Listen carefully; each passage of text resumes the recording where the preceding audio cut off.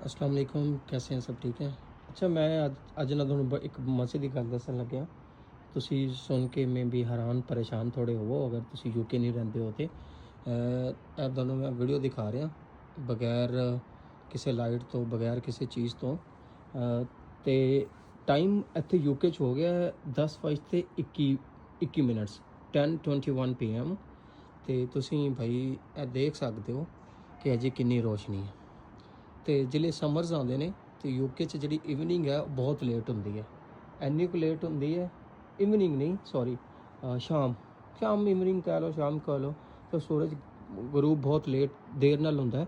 Even ਕਿ ਅੱਜ ਅਸਮਾਨ 'ਤੇ ਬੱਦਲ ਵੀ ਆ ਫਿਰ ਵੀ ਉਸ ਤੋਂ ਬਾਅਦ ਵੀ ਕਿੰਨੀ ਰੋਸ਼ਨੀ ਤੁਸੀਂ ਦੇਖ ਸਕਦੇ ਹੋ। ਠੀਕ ਹੈ ਸੋ 10 ਤਕਰੀਬਨ 10:30 ਹੋ ਗਏ ਨੇ 10:22 ਹੋ ਗਏ ਨੇ PM ਤੇ ਅਜੇ ਇੰਨੀ ਰੋਸ਼ਨੀ ਹੈ ਤੇ ਤਕਰੀਬਨ 10:45 ਤੱਕ ਹੀ ਅੰਧੇਰਾ ਹੋਣਾ ਸ਼ੁਰੂ ਹੋਏਗਾ।